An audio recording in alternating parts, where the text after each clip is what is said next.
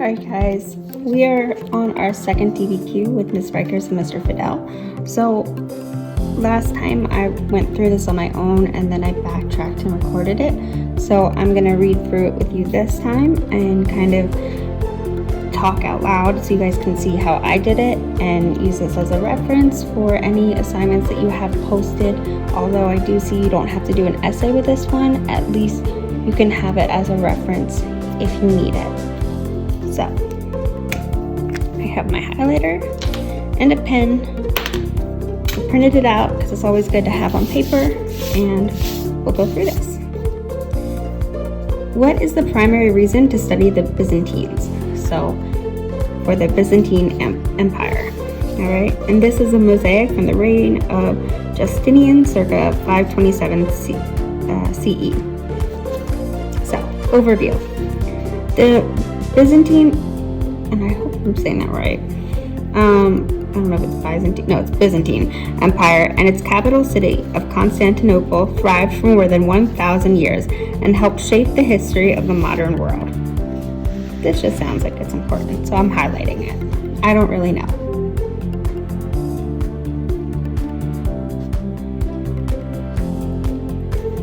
The empire is an important part of the reason why Christianity survived and Islam did not sweep across Europe. Its art and architecture dazzled visitors from Asia, Africa, and Europe. Its heritage affects our lives in ways that most of us take for granted, yet the Byzantines have been largely ignored by many U.S. classrooms. Hopefully this mini-Q will help change that. Okay, then it goes over the documents. So we see the first one is going to be a map. The second one is the walls of Constantinople. Then we have Eastern Orthodox Christianity, and it's going to be a chart. Then we have Justinian's Code, and then preserving the Greek classics. It's going to be a chart. So, let's jump into the background essay first. Same question. What is the primary reason to study the Byzantines? So, I hope the camera is focused for the most part of this, and if you have any questions, just rewind or contact me and we can go over it verbally over the screen and whatnot. So in 323 CE, a young Roman military officer born in Moesia, modern-day Serbia, and recently stationed in Britain, successfully defeated 3 other generals to become the emperor of Rome. The young emperor's name was Constantine, and he was quick to make 2 decisions that would change European and Middle Eastern history. First, I'm going to highlight this because it says he made 2 decisions that would change history. So since it says first, it tells me this is one of the reasons, so I want to highlight that. So first, he gave Christianity legal standing within the empire. Second, in 330 CE, he moved the imperial capital from Rome to Byzantium, which is a small seaside trade town in modern-day Turkey. Constantine relocated the government for 2 reasons. So I'm going to highlight that. He wanted to be able to pay closer attention to challenges from Persia and the Germanic tribes along the Danube River, and he also wanted to be nearer to the spiritual and cultural richness of the cities like Jerusalem, Nicomedia, ancient Troy. Wanted to be. Now we haven't gotten to our highlighting lesson yet, but we don't want to highlight every single line. I know right here it looks like a lot of highlighting, but the point of highlighting is that so that you can look back and be sure to quickly reference anything that was important when you've read it the first time. So Constantine lavishly built up Byzantium and renamed it after himself, Constantinople. The city would grow to 500,000 people and in time showcase the Hagia Sophia and other stunning architectural wonders. Constantinople would remain the capital and holy city of the Eastern Roman Empire until it's captured by the Turks in 1453. Constantine had made a wise decision to get out of Rome. Tribes from the frontier soon overran the once mighty city. Constantinople was spared much of this early onslaught. Constantine's empire was also fortunate to have a second great leader, Justinian, who reigned from 517 to 565. So, second great leader was this guy. I'm going to highlight his information.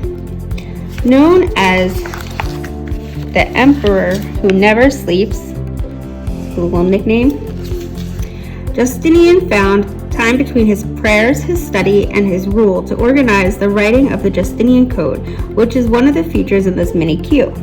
So that's probably going to be important. I'm just going to mark that there so I know to go back if I need to. In the years after Constantine, Latin replaced Greek as the language of court and the church, though Greek remained the language heard on the street. Also, the Byzantine Orthodox Church grew apart from the Catholic Church of the Romans. These differences led to an official split in 1054, which continues to this day.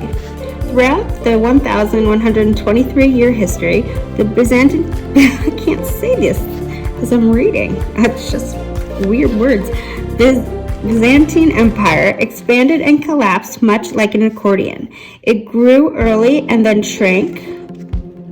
I gave the analogy, so I guess this is important. Under pressure from the Arabs. It rose again in the 1900s and in the 1000s, and then fell back under attacks by the Crusaders in the 1200s. It recovered but gradually gave way to the Turks before collapsing for good in 1453. The Turks changed Constantinople's name to Istanbul and made Islam the official religion. The Byzantine Empire was no more. For whatever reason, Byzantine history is often ignored or downplayed in American classrooms. This is puzzling since the achievements of the Byzantines reach to the present day. Can you make a case for giving the Byzantines more attention? Examine the documents that follow and decide what aspects of the Byzantine Empire are most impressive. Then answer the question, what is the primary reason to study the Byzantines? Okay. So these are the background essay questions that would correlate with what we just read. And then looking over, it looks like I already answered some of them through my highlights. So who was Constantine? He was the first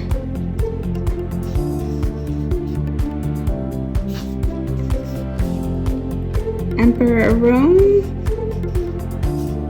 The generals become the emperor of Rome, right? And then it says, what two decisions did he make that changed European history?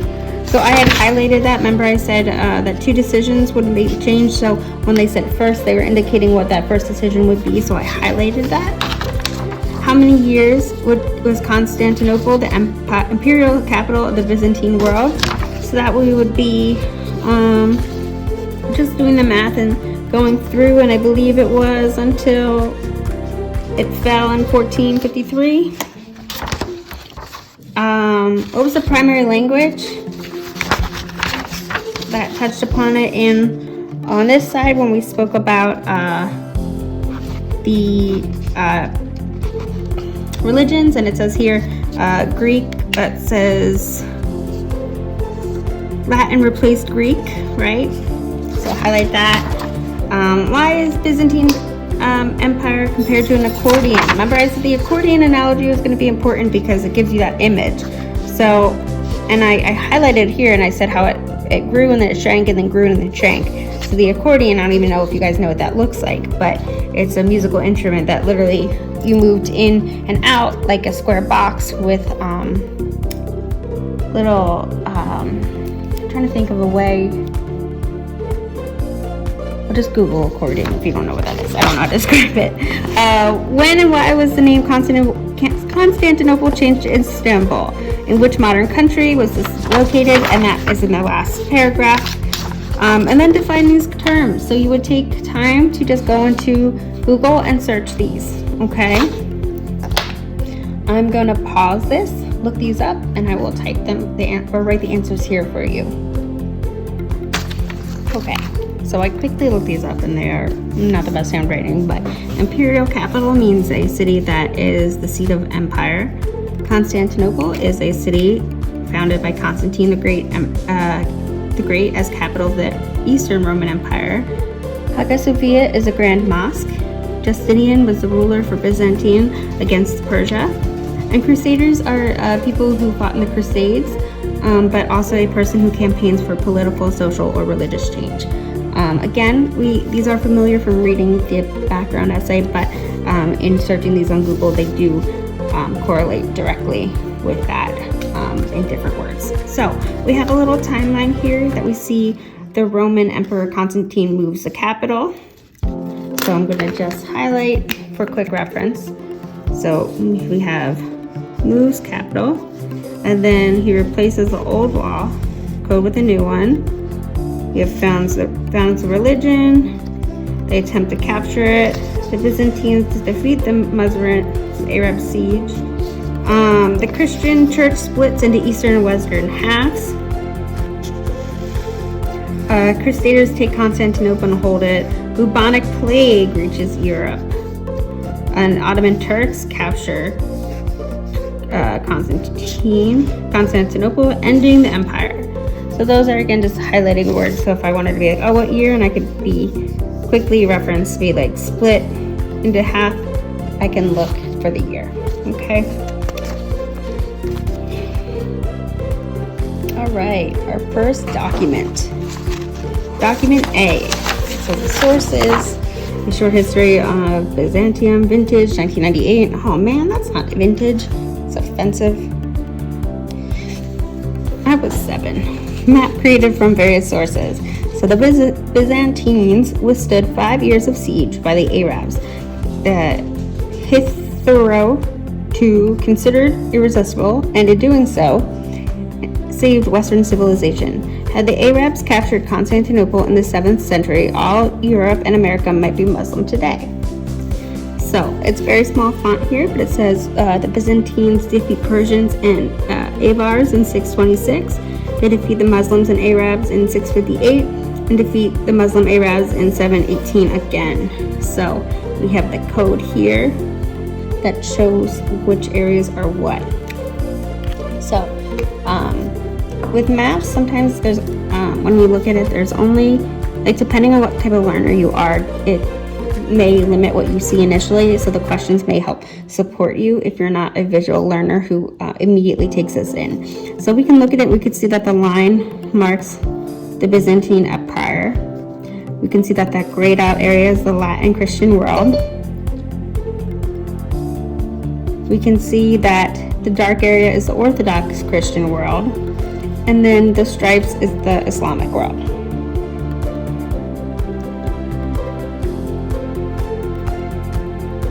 Okay, let's try this again. I messed up. So when we look at the document analysis, it's going to help us understand.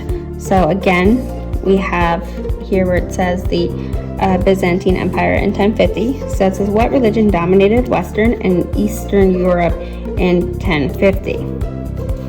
So Western and Eastern Europe. So this area is Europe, okay? And Miss Hannah messed up on her last video because I was looking at the whole picture. Then the second part says Northern Africa and Southwest Africa. So this part is Africa, because here's Egypt over here. And then this would be, I guess, it says this, I believe, Spain. So I'm not quite sure. But we can see that the Islamic world dominated Africa and Southwest Africa, but remember, dominated means ruled the most area. And then the eastern part out of these, I would say maybe the Latin Christian world. I may be wrong, but maps aren't my thing. Trying. Okay. What Christian city was closest to Muslim lands in Asia? So we want to look at, look for Asia, right? So what, Asia would be over here. So what Christian city was closest to Muslim lands in Asia? So we have Latin and then Orthodox Christian. So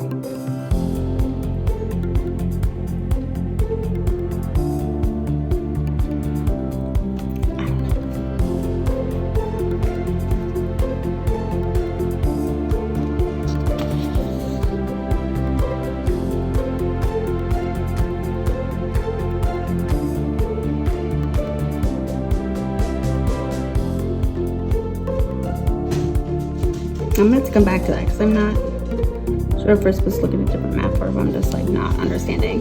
What is the significance of the quote from John Julius Norbert's book up here? So the Byzantines withstood 5 years of siege.